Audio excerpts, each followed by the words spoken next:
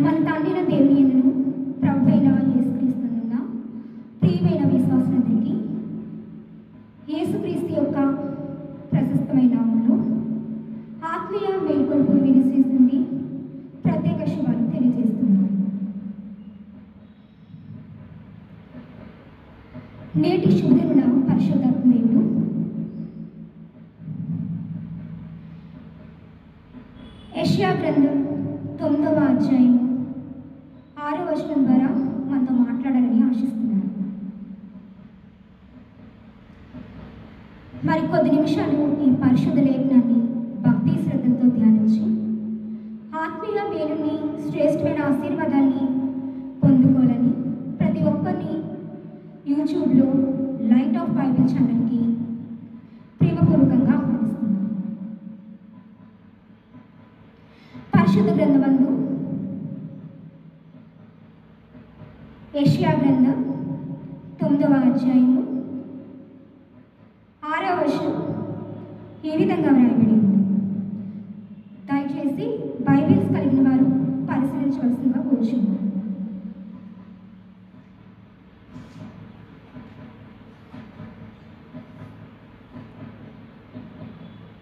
ఏలయనగా మనకు శిశువు పుట్టెను, మనకు కుమారుడు అనుగ్రహింపబడెను, ఆయన భుజము మీద రాజ్యభారం ఉండును. ఆశ్చర్యకరుడు, ఆలోచనకర్త, బలవంతుడైన దేవుడు, నిత్యుడకు తండ్రి, సమాధానకర్తయగు అధిపతి అని అతనికి పేరు పెట్టబడింది. ఏలయనగా మనకు శిశువు పుట్టెను, మనకు కుమారుడు అనుగ్రహింపబడెను, ఆయన భుజం మీద రాజ్యభారం ఉండును. ఆశ్చర్యకరుడు, ఆలోచనకర్త, బలవంతుడైన దేవుడు, నిత్యుడకు తండ్రి, సమాధానకర్తయగు అధిపతి అని అతనికి పేరు పెట్టబడింది. ఈ వాక్యం ఇంత పని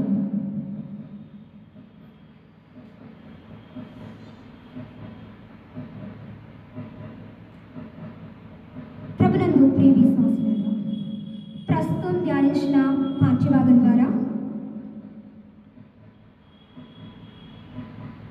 సమస్త ప్రజలకి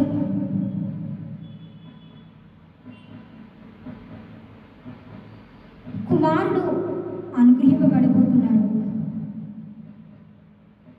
మరి ఆ కుమారుడు దేవుని యొక్క కుమారుడు.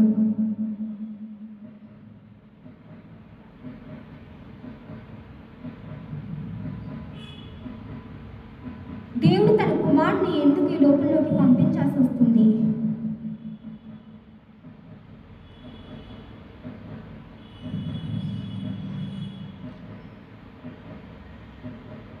దేవుని కుమారుడికి మనిషి కుమారులకి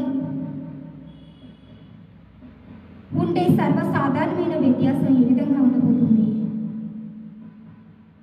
ఇలాంటి కొన్ని ప్రాముఖ్యమైన విషయాలు, అవసరమైన విషయాలు తెలుసుకోబోతున్నాం.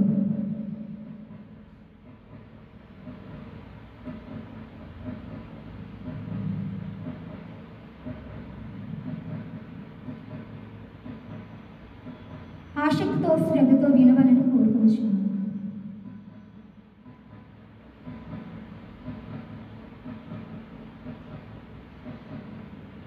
మరి పరిశుద్ధ లేఖనాన్ని పరిశీలించగా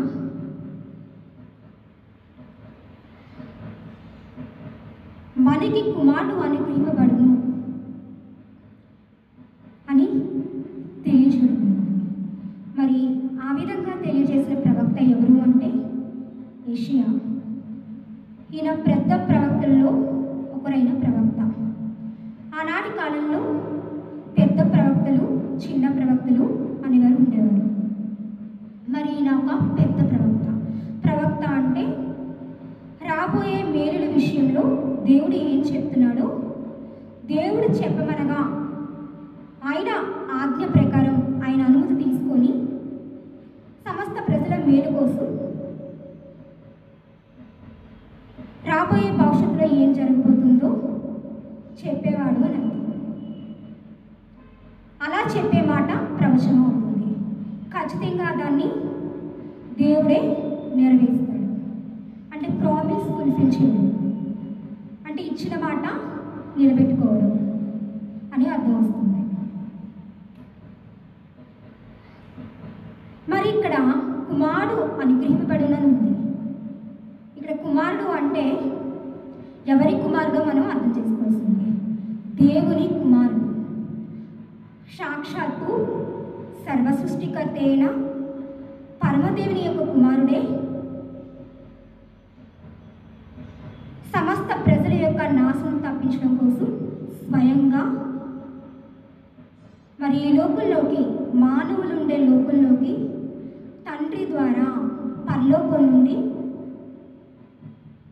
పంపబోచున్నాడు.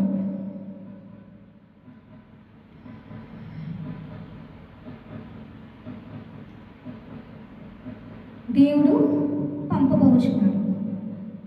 ఆయన కుమారుడు ఆయన ద్వారా పంపింపబోచున్నాడు. మరి సమస్త ప్రజలకు ఈ పరిశుద్ధ లేఖనం ద్వారా ఈ శుభవార్త తెలియజేయబడింది. మరి ఎవరైనా వచ్చి మీకు ఈ కష్టం త్వరలో తీరబోతుంది అని చెప్పగానే అప్పటి వరకు మనకున్న దుఃఖం సంతోషంగా, ఆనందంగా మారిపోతూ ఉంటుంది. మరి అంతకన్నా పెద్ద సంతోషమే, ఆనందమే సమస్త ప్రజలకి రాబోయే కాలంలో ఉంది అని ఇక్కడ తెలియజేయడం అయింది. మరి దేవుని కుమారుడు ఎవరు మనం తెలుసుకోవాలి. దేవుని కుమారుడు ఎవరు అంటే, మరి ఇప్పటికే ఈనాటి కాలంలో చాలామందికి లోకాన్ని రక్షించడానికి వచ్చిన వ్యక్తి యేసుక్రీస్తు అని తెలుసు. మరి ఆ యేసుక్రీస్తే లోక రక్షకుడిగా రాకముందు ఆయన అడ్రస్ ఏంటంటే దేవుని కుమారుడు.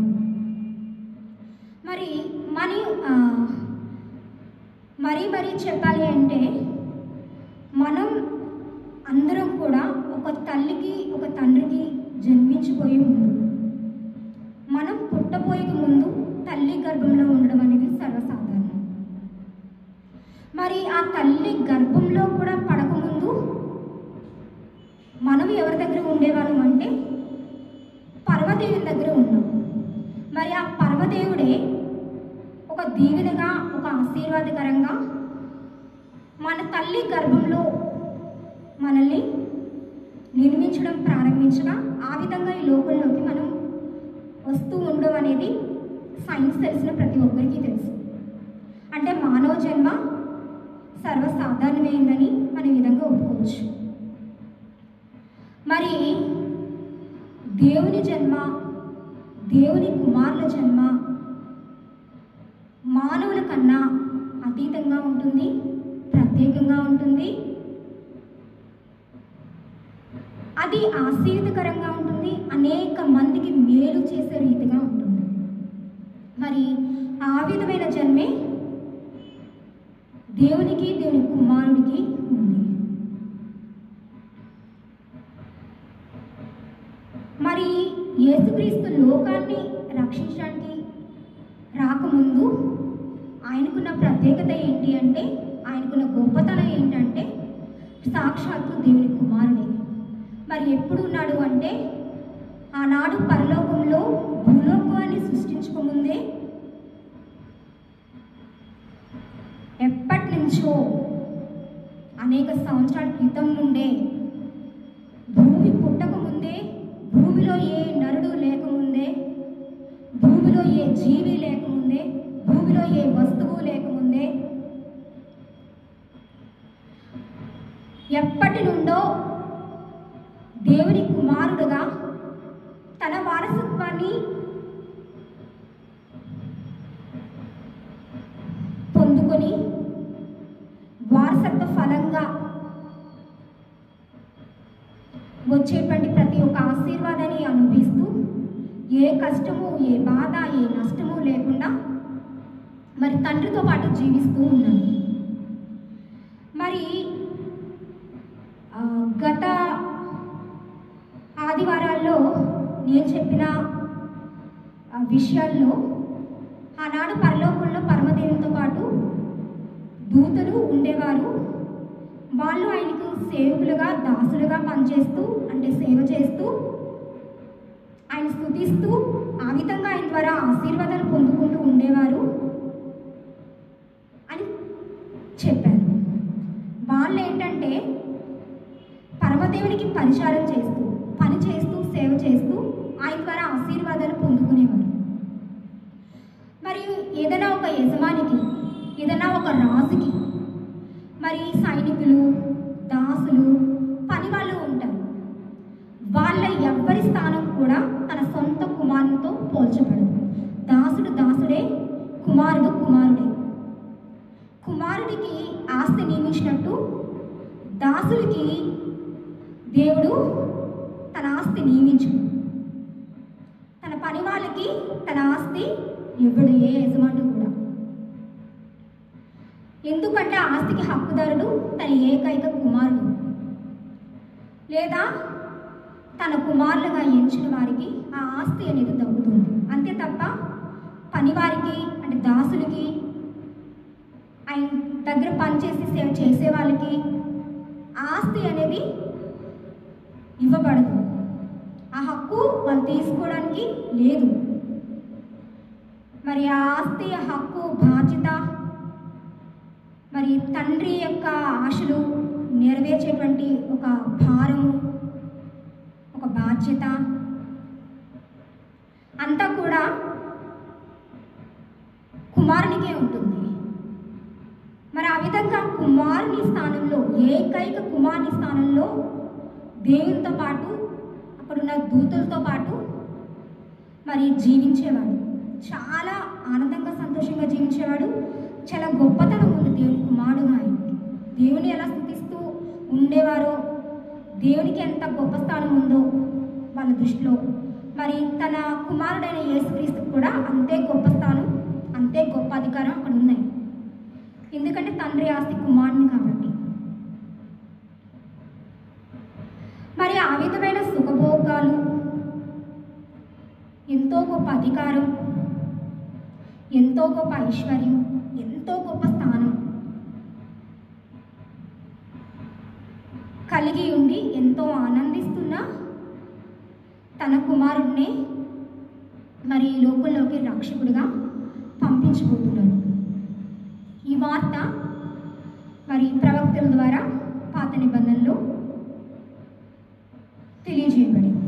అది మనకి ప్రస్తుత పాఠ్యభాగం సాక్ష్యం ఇస్తుంది. మరి యేసుక్రీస్తు లోక రక్షకుడిగా రాకముందు దేవుని కుమారుడు అన్న విషయాన్ని మనం ఈ విధంగా తెలుసుకున్నాం కదా. మరి మానవ కుమారులు, మానవులకి దేవుని కుమారునికి ఉన్న మరొక వ్యత్యాసం కూడా నేను చెప్తాను. మానవుడు ప్రస్తుత కాలంలో తన వంశాన్ని అభివృద్ధి చేస్తున్న రీతిగా దేవుని కుమారులు వంశం అభివృద్ధి అనేది అలా లేదు. కాబట్టి మానవుల యొక్క జన్మ, మానవుల యొక్క వంశాభివృద్ధి, దేవుని కుమారుల యొక్క వంశాభివృద్ధి వేరేగా ఉంటుందని మనం అర్థం చేసుకోవాల్సిన వాళ్ళైనా. మరి ఇటువంటి స్థానాన్ని దాసులైనా, సేవ చేసేవారైనా తన పిల్లలుగా భావించినప్పుడు ఆ గొప్పతనాన్ని తన కుమారుడితో పాటు అక్కడున్న దూతలకు ఇచ్చాడు. బట్ ఆ దూతల్లో ఒక దూత దాన్ని దుర్వినియోగం చేసుకుంది. అంటే దురాశ పుట్టి ఏకంగా పరమ తండ్రి, పరమరాజు యొక్క స్థానాన్ని సంపాదించేసుకుందాం అని ఒక దురాశ కలగడం మూలాన ఇంకా దేవుడు, దేవ కుమారుల సమూహంగా ఉండే పరలోకం కన్నా అంతకన్నా తక్కువ స్థాయిలో, స్థితిలో ఉండే మనుషుల్ని సృష్టించాల్సి వచ్చింది. తనకి విరుద్ధంగా ప్రవర్తిస్తే ఆ గొప్పతనం, ఆ మహిమ, అంత ఐశ్వర్యం, అంత ప్రముఖ స్థానం ఎవరికి కూడా ఉండదు అని తెలియజెప్పడం కోసం దేవుని కన్నా తక్కువ స్థానంలో ఉండే మనుషుల్ని సృష్టించడం జరిగింది.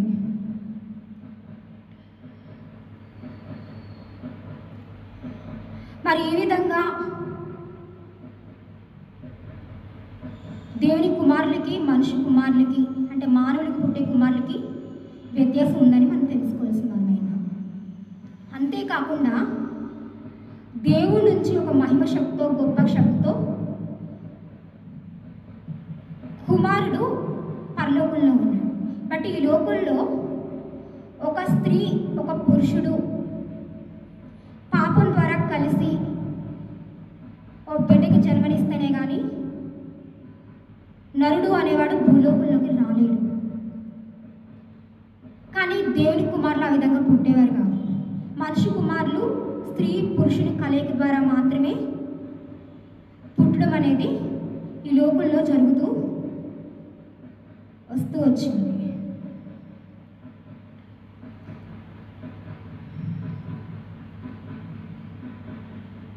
మరి అక్కడ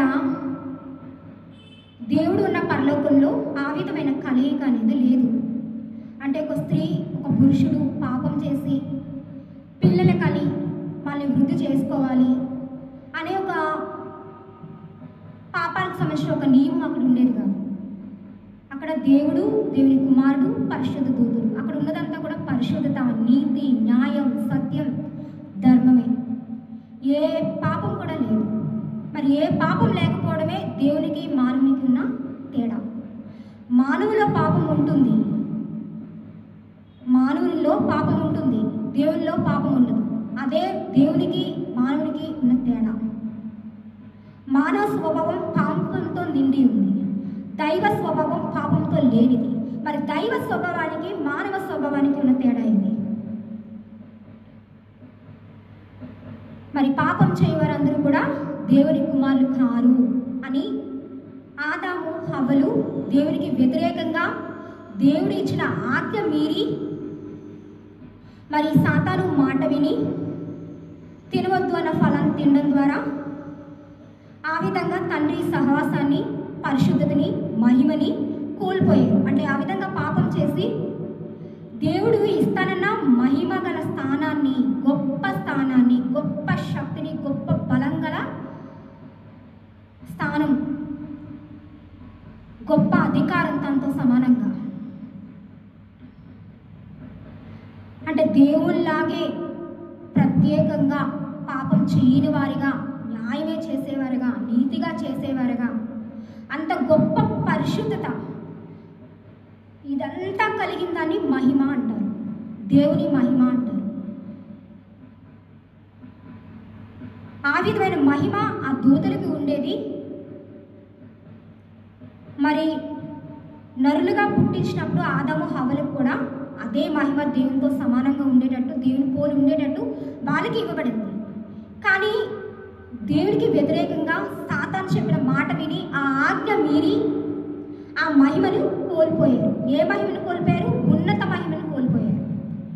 పాపం చేసి దేవుడిచ్చిన ఉన్నత మహిమను కోల్పోయారు. మరి ఆ విధమైన మహిమని, ఆ మహిమ స్వభావాన్ని, అంత పరిశుద్ధిని, అంత నీతిని మళ్ళా తిరిగి సమస్త మానవాళికి ఇవ్వడం కోసం దైవ కుమారుడే స్వయంగా ఈ లోకంలోకి రాబోతున్నాడు. ఆ దైవ కుమారుడైన దేవుని కుమారుడైన యేసుక్రీస్తే గత ఆదివారం చీకట్లో ఉన్న ప్రజలకి వెలుగు అనుగ్రహించబడుతుంది, అది అరుణోదయ దర్శనం అని దేని గురించి చెప్పుకోవడం జరిగిందో ఆ వెలుగు ఈ యేసుక్రీస్తే. ఈ యేసుక్రీస్తు ఎవరు అంటే దేవుని కుమారుడు, సాక్షాత్తు పరలోకంలో ఉన్న పరమ తండ్రి అయిన దేవుని కుమారుడు, సమస్త సృష్టిని నిర్మించిన దేవుని కుమారుడు.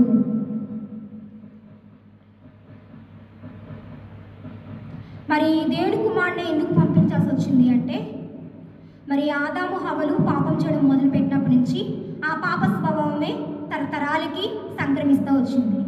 ఎంతోమంది ప్రవక్తలు బయలుదేరినా, ఎంతోమంది దూతలు లాంటి వాళ్ళు ఉన్నా, ఎంతోమంది బోధకులుగా మరి ఆ తరాల్లో ఉన్న వారందరూ కూడా ఆదాము హవ్వల సంతానమే. కాబట్టి సో మరి స్త్రీ పురుషుల కలయిక ద్వారా పుట్టిన సంతానం మరి పాపపు సంతానమే కాబట్టి వారి ద్వారా కూడా మనుషులు రక్షింపబడడం అనేది దేవుని యందు కోల్పోయిన విశ్వాసాన్ని శ్రమల్లో అయినా శోధనలో అయినా దేవుని యందు విశ్వాసం ఉంచాలి అన్న ఒక శక్తి బలం ఎంత వాళ్ళ ద్వారా ప్రయత్నించినా వాళ్ళ ద్వారా చెప్పించినా పొందుకోలేకపోతున్నారు. కాబట్టి మరి అంతకన్నా గొప్ప నీతిపరుడు, అంతకన్నా గొప్ప పరిశుద్ధుడు సాక్షాత్తు దేవుని యొక్క సొంత కుమారుణ్ణే మరి ఈ లోకుల్లో పాపులకి వచ్చే నాశనం తప్పించడం కోసం ఆ పెద్ద బాధ్యత వారసత్వంగా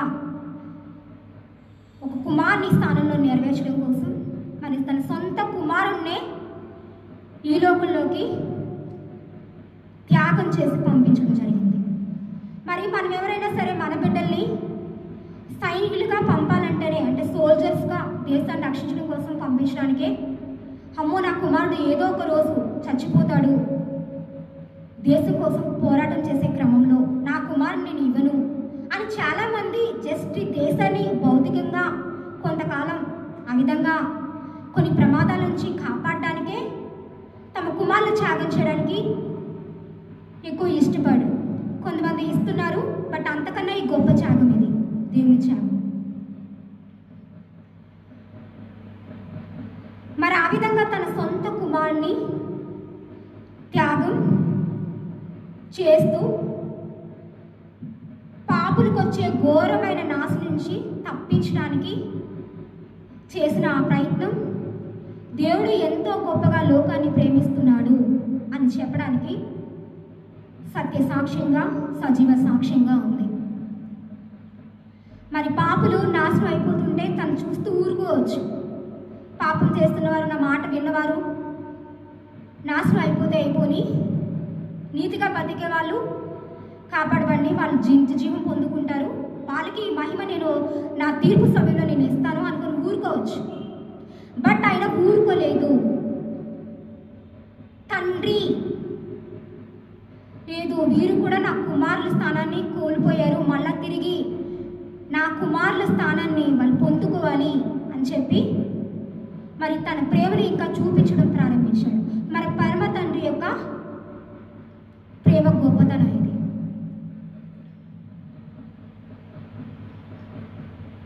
మరి ఆ విధంగా తండ్రిని సంతోష పెట్టడానికి, ఆనంద పెట్టడానికి ఏ విధంగా అంటే తన యొక్క కోరికను, ఆశను నెరవేర్చి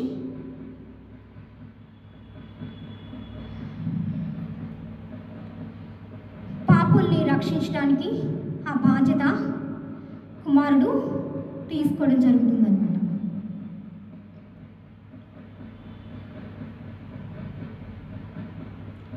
అంతేకాకుండా యేసుక్రీస్తు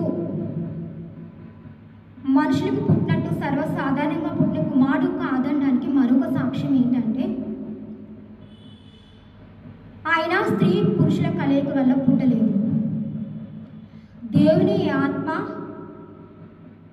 మరి ఏమాత్రం పురుషుని జాడ ఎరగకుండా పరిశుద్ధంగా జీవించిన కన్య అయిన ఒక స్త్రీ గర్భాన కుమారుని ప్రవేశపెడితే ఆ విధంగా జన్మించిన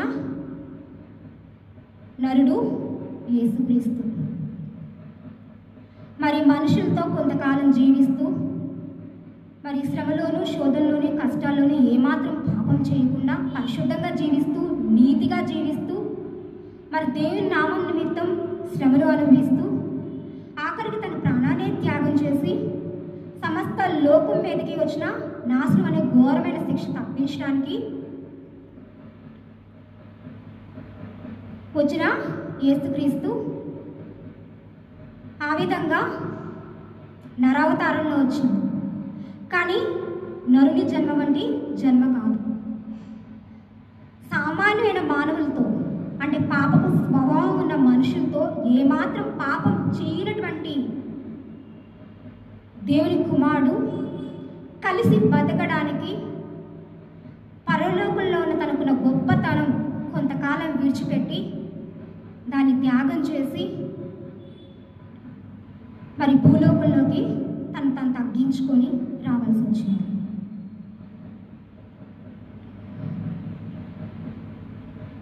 నిజంగా ఎవరైనా సరే మీ గొప్పతనాన్ని వదులుకోండి, మీ అధికారాన్ని వదులుకోండి, మీ చైర్మన్ పదవి వేరే వాళ్ళకి ఇచ్చేయండి,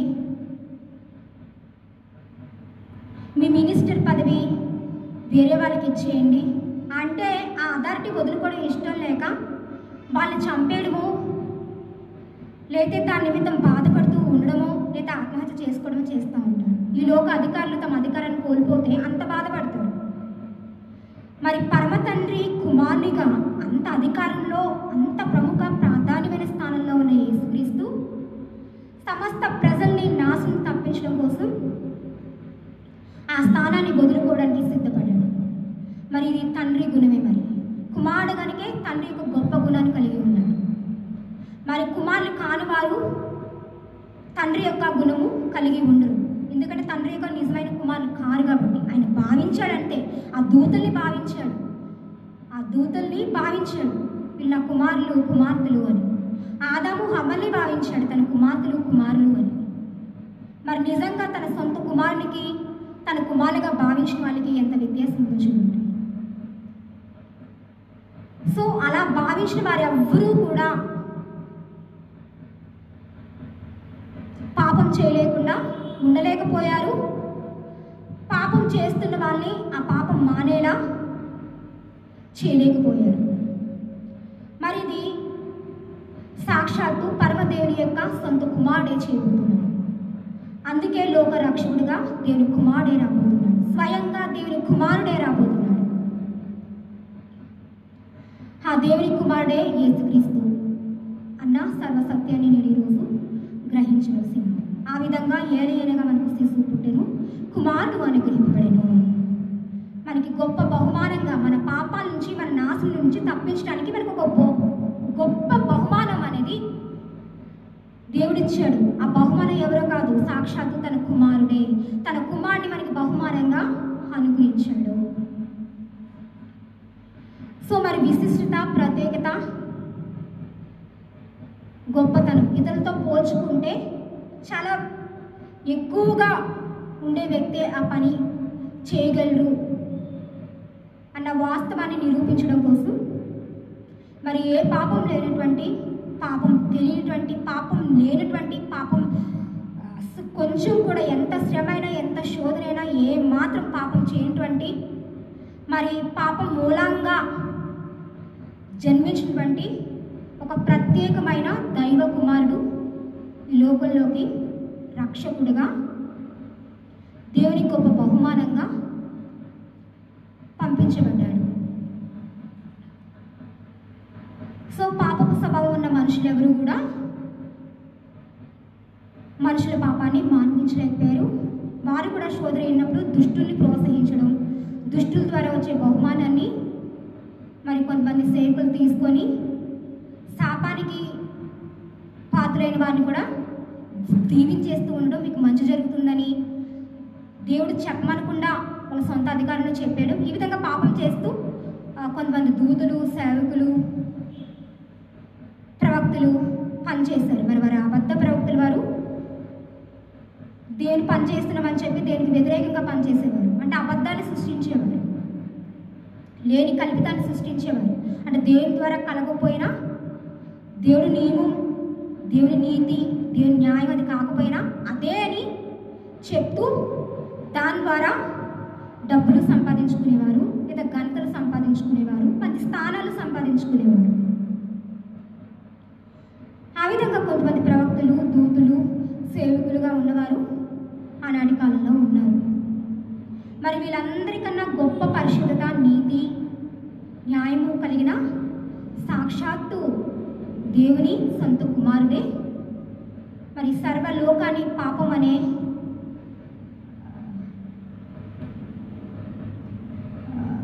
నాశనానికి కారణమయ్యేటువంటి దుస్థితి నుంచి రక్షించడానికి బహుమానంగా పంపించాడు.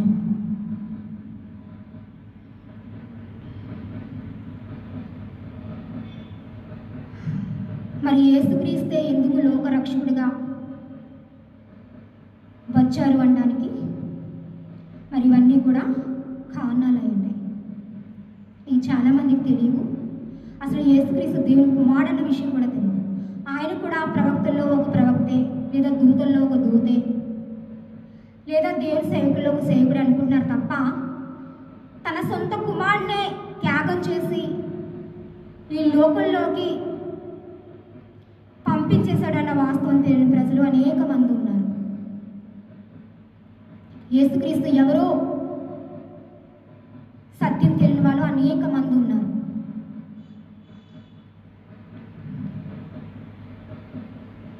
ఆయన సామాన్యమైన మనిషి కాదండి. సామాన్యమైన మనుషులతో సామాన్యంగా జీవించడానికి, మంచి స్వభావం చూపిస్తూ శ్రమల్లో కూడా విజయాన్ని పొందుకుంటూ ఒక మాదిరికరంగా ఉండడానికి, కోల్పోయిన దైవ స్వభావం, పరిశుద్ధత, నీతి మానవులకి ఇవ్వడానికి, మానవుల్ని మళ్ళా దైవ కుమారులుగా ఉన్నత స్థానంలో నిలబెట్టడానికి యేసుక్రీస్తు ఈ లోకంలోకి వచ్చాడు.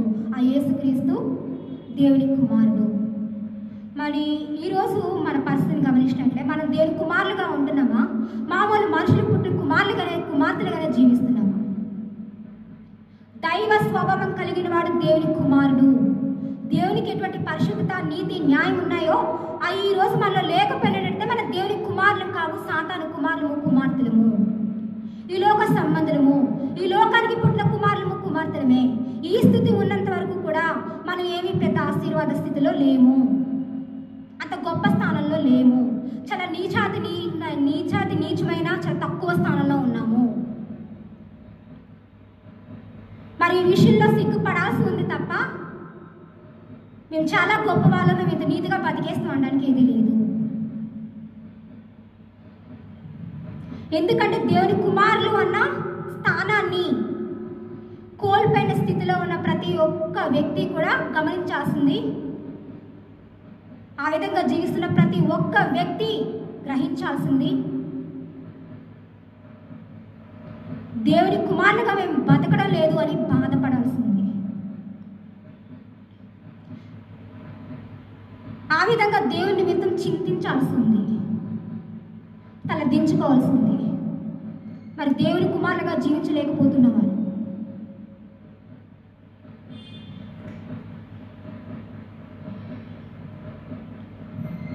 ప్రభునందు ప్రియ విశ్వాసులారా, ప్రతి ఒక్కరూ నేడైనా పరమ తండ్రి యొక్క బాధని, వేదనని అర్థం చేసుకొని మరి తన కుమారులుగా జీవిస్తూ దైవ స్వభావం కలిగి పరిశుద్ధత, నీతి, న్యాయం అనుసరిస్తూ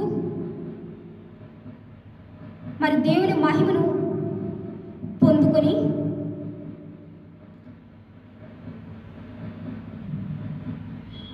అనేకమైన ఆశీర్వాదాలు చాలా ప్రత్యేకంగా పొందుకోవాలని ప్రియా క్రీస్తు దాసులుగా కోరుకుంటున్నాను. మరి అంతే కదండి, దేవుని కుమారులుగా ఉండే వాళ్ళు ఎవరైనా సరే, ఉండాలని ఆశపడేవారు ఎవరైనా సరే, ఆయన కుమారుడైన, ఆయన ప్రియ కుమారుడైన యేసుక్రీస్తుని ప్రేమించాలి. అలా ప్రేమిస్తేనే ఆశీర్వాదం. కుమారుని ముద్దు పెట్టుకునే వాడెవడు కూడా నాకు సంబంధి కాదు, వాడికి ఏమైపోయినా నేను పట్టించుకోను, వాడికి వచ్చేది మరణమే తప్ప జీవం కాదు, వాడికి శాపమే వస్తుంది తప్ప ఆశీర్వాదం రాదు. నా కుమారుని ఎవరైతే ముద్దు పెట్టుకుంటారో, అంటే నా కుమారుని ఎవరైతే ప్రేమిస్తారో, తను చెప్పిన మాటలు ఎవరైతే విని శ్రద్ధగా, భక్తిగా, నీతిగా, నిజాయితీగా, పరిశుద్ధంగా జీవిస్తారో, ఆ విధంగా నా కుమారుని ముద్దు పెట్టుకుంటూ ప్రేమిస్తూ ఉన్నవారే గొప్ప ఆశీర్వాదాలు సొంతం చేసుకుంటారు. అదొక న్యాయాన్ని, ఒక నీతిని లోకంలో దేవుడు స్థాపించాడు. ఇవి అనుసరిస్తున్న వారందరూ కూడా దేవుని రాజ్య సంబంధులు. ఈ విధంగా యేసుక్రీస్తుని పోలి నడుచుకుంటూ, యేసుక్రీస్తు చెప్పే మాట వింటూ దేవుని రాజ్యంలోకి చేరాల్సి ఉంది. దేవుని రాజ్యంలో లేకుండా ఇతర రాజ్యాల్లో, సాతాను రాజ్యాల్లో చీకటి పనులు చేసుకుంటూ తిరుగుతున్న వారితో సహవాసం చేస్తూ ఉంటే ఇది చీకటి రాజ్యం, ఇది సాతాను రాజ్యం. దేవుని రాజ్యంలో నీకు స్థానం లేదు. ఎన్ని అలాంటి లోక రాజ్యాల్లో బ్రతికేస్తూ నీ జీవితాన్ని గడుపుతున్నా నీకు దేవుని రాజ్యంలో ప్రవేశం లేదు. రాజ్యంలో ప్రవేశించినప్పుడు మాత్రమే నీకు ఆశీర్వాదం ఉంది, నీకు గొప్ప రక్షణ ఉంది, నీ నాశనం తప్పించబడుతుంది, నీ మరణం తప్పించబడుతుంది. మరి దేవుని కుమారులుగా దేవుని రాజ్యాన్ని స్వతంత్రించుకోవాలని మరొకసారి వినయపూర్వకంగా ప్రేమపూర్వకంగా ప్రతి ఒక్క విశ్వాసాన్ని కోరుకుంటున్నాను. మరి ఈ సత్యం తెలియని ఎవరైనా సరే మరి దేవునికి ప్రార్థించుకొని ఈ సత్యం నమ్మే విశ్వాసం కలుగు చేయమని ప్రార్థన చేసుకుంటూ ఇతర రాజ్యాల్లో ఉన్నవారు దేవుని రాజ్యంలో ప్రయత్నించి నాశనము మరణము తప్పించుకోవడానికి ప్రయత్నించవలసిందిగా కోరుకుంటున్నాను. మరి విశ్వాసం ఇదేతో ప్రార్థించి దేవుని మేలు పొందుతాం. మా ప్రియ పరలోక తండ్రి, మహాపరిశుద్ధుడు, మహాగణుడైన దేవ, మీ సర్వోన్నతమైన నామానికి అనేక స్తుతులు స్తోత్రాలు చెల్లిస్తున్నాను తండ్రి. నేడు మానవుల విశ్వాస జీవితాల్లో మరి పాపపు స్వభావం కలిగి మరి మానవుల్లాగా సర్వసామాన్యంగా జీవిస్తూ దైవ స్వభావంలో పాలువారం కాలేకపోతూ మరి పాపాన్ని అనుసరిస్తూ పాపపు రాజ్యాల్లో చోటు సంపాదించుకొని మరి నాశనానికే మేము ప్రాకులాడుతూ నాశనమైన దారిలోనే నడుస్తూ నీ ఆశీర్వాదాలు నీ ప్రేమని కోల్పోయే దిగజారిన స్థితిలో మేము ఉన్నట్లయితే దేవా మా యందు కనికరి ఉంచి మా ఎడల ప్రేమను చూపించి మీ రాజ్యంలో వచ్చుటకు తండ్రి హృదయాల్లో ఆసక్తి కలుగు చేయమని, మీ యందు భక్తిని కలుగు చేయమని, భయాన్ని కలుగు చేయమని, వాస్తవాన్ని గుర్తించే అంతర్దృష్టి కలుగు చేయమని, మనోనేత్రాలు వెలిగింపమని, ఈ విషయం అంతట్లో కూడా నీ చిత్తాన్ని నెరవేర్చుకొని మరి నీ రాజ్యంలో మమ్మల్ని ప్రవేశపెట్టమని, దానికి తగిన అర్హత యోగ్యత మాకు అనుగ్రహించమని, దేవుని సంబంధులుగా దేవుని కుమారులుగా నీ ఆస్తిని అనిపించే ధన్యతను మాకు దయచేయమని, ఆ విధంగా ప్రతి కీడు నుంచి మనం తప్పించి కాపాడమని ప్రభువు రక్షకుడనే సత్య పరిశుద్ధ నామంలో నమ్ముట నీవనంతే నమ్మకి సమస్తం సదన విశ్వాసంలో నీ నామ మహిమాత నిత్యముగా ప్రార్థన జవాబు విజయవంతంగా పొంది నా పరమ తండ్రి. ఆమేన్.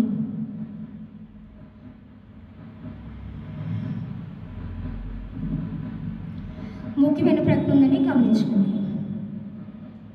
మరి ఆత్మీయ సందేశమైన ప్రతి ఒక్కరూ కూడా తప్పకుండా యూట్యూబ్లో లైట్ ఆఫ్ బైబిల్ ఛానల్ని సబ్స్క్రైబ్ చేయండి, షేర్ చేయండి.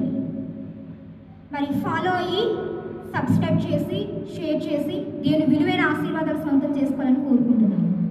మరి దేవుని కుమారులైతే ఈ పిలుపుని అంగీకరిస్తారు. సాతాను బిడ్డలుగా సాతాను సంబంధులుగా లోకస్తులుగా ఉన్నట్లయితే ఈ విషయంపై ఆసక్తి అనేది ఎవరికి కలగదు.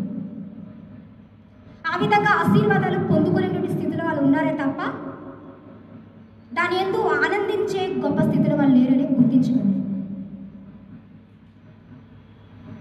మరి అదేవిధంగా మరి విని ఊరుకునే ఉండకుండా ఇంకా ఈ పరిసర నిమిత్తం విత్తవలసిన వారు, కృతాస్తుతులు చెల్లించవలసిన వారు మరి దేవునితో భయభక్తులు కలిగి దేవుని నామాన్ని మహింపరిచి స్తుతిస్తూ మీకు తోచిన మీరు ఇవ్వదలిచిన కానుకలు ఇచ్చి మరెన్నో విలువైన ఆశీర్వాదాలు సొంతం చేసుకోవాలని కోరుకుంటున్నాను. మరి సేవా పరిచర్య ఆర్థిక అవసరాలు ఇంకా చాలానే ఉన్నాయండి. మరి నేను ప్రత్యేకంగా ఈ సర్వీస్ చేయడానికి ఒక రెంట్ రూమ్ తీసుకోవడం జరిగింది. అంటే దేవుని సేవ ప్రత్యేకంగా చేయడానికి దేవుని సేవ నిమిత్తమే ప్రత్యేకంగా ఒక రెంట్ రూమ్ నేను తీసుకోవడం జరిగింది. ఆ రెంట్ రూమ్కి ప్రతి నెల 10,000 కట్టవలసి వస్తుందండి. మరి 5,000 పెట్టో లేదా 4,000 పెట్టో ఒక నలుగురితోనో ముగ్గురితోనో షేర్ చేసుకునే రూమ్లో నేను ఈ సేవ చేయలేను. బట్ దేవుని నిమిత్తం ప్రత్యేకంగా సేవ చేయడం కోసమే తీసుకున్న ప్రత్యేక రెంట్ రూమ్ ఇది. మరి మీరు ఇచ్చే కానుకలు, మీరు విత్తే విత్తము ధనము మరి ఊరికే వృధాగా పోవడం లేదు. ఈ విధంగా ఉన్న భారం విషయంలో కొంత సహాయం పడుతుంది, సహాయపడగలదు. దేవుని పరిచర్య నిమిత్తం ఇంకా ఉన్న ఆర్థిక అవసరాలు తీర్చబడుతున్నాయి అని అర్థం చేసుకొని మరి ఇంకా ఎవరైతే ఇవ్వాల్సిన వారు ఉన్నారో మరి వారు ఫోన్పే ఆర్ గూగుల్ పే ద్వారా నా మొబైల్ నెంబర్ 9014340294కి 9014340294కి మీ విలువైన అర్పణలు కానుకలు పంపించవలసిందిగా కోరుకుంటున్నాను. ఆ విధంగా దేవుని పరిచర్యలో పాలిభాగస్తులై ఉండాలని కోరుకుంటున్నాను.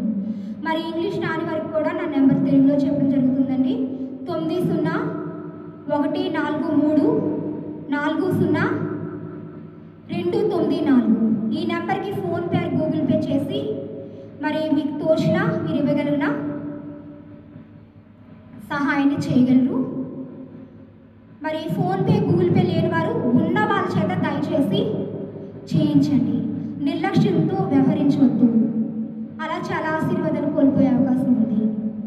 ఈ పరిచయం ముందు ముందు ఇంకా అభివృద్ధి కాబడుతుంది. మరి ఇంకా ఈ సర్వీస్ గురించి తెలియని వారికి వారి ఎదుకే స్వయంగా వెళ్ళి ఈ సర్వీస్ గురించి తెలియచేయడానికంటే సువార్త ప్రయాణం చేయాల్సింది. దానికి కొంచెం ఆర్థిక భారం అనేది ఉంది. మరి దానికి ప్రత్యేకంగా ఇవ్వదలసిన వారు ఇచ్చి దేని ద్వారా గొప్పగా ఆశీర్వదింపబడాలని క్షేమాన్ని అనుభవించాలని మనస్ఫూర్తిగా కోరుకుంటున్నానండి. మీరు ఇవ్వడం వల్ల మీకు వచ్చే లాస్ కన్నా మీకు వచ్చే ఆశీర్వాదం ఎక్కువ ఉందని దయచేసి దేవుని మనసుతో ఆలోచించండి. దాని పట్ల ఆసక్తి కలిగి ఉండండి.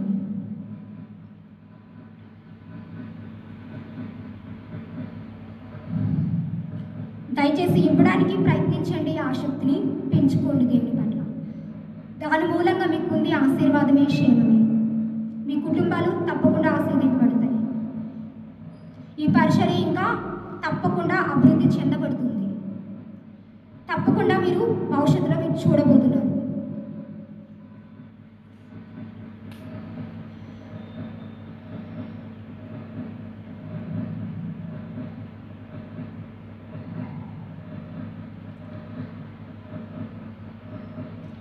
మరి ఇప్పటి వరకు కూడా ఆత్మీయ మేల్కొల్పు మినిస్ట్రీస్ నుండి వచ్చిన ప్రతి ఆత్మీయ సందేశం ఆసక్తితో వింటూ దేవుని భయభక్తులు కలిగి ఆశీర్వాదాలు పొందుకున్న ప్రతి ఒక్కరు కూడా అటువంటి ఆశీర్వదకరమైన స్థితిలోనే ఇంకా ఉంటూ మరి పరిచర్ని ప్రోత్సహించి ఇంకా ఆశీర్వదింపబడాలని, ఇంకా అభివృద్ధి చెందాలని, నిత్యక్షేమం అనుభవించాలని కోరుకుంటున్నాను. మరి మీ ప్రోత్సాహం మధ్యలో ఆపకుండా ఇంకా కొనసాగిస్తూ ఇంకా మీరు విజయవంతమైన ఆత్మీయ జీవితం గడపాలని కోరుకుంటున్నాను.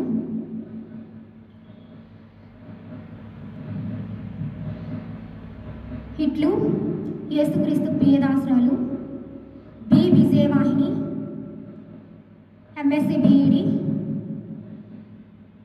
graduate of Basic Bible course,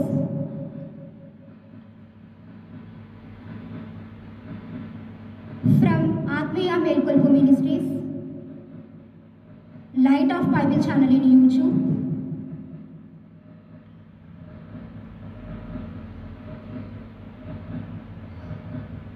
East Point Colony, Chinavalte, Visakhapatnam, Andhra Pradesh. ప్రభువైన యేసు కృప విధేయులైన పరిశుద్ధులకు తోడేయును గాక. ఆమేన్. దేవుడు మిమ్మల్ని ఆశీర్వదించును గాక.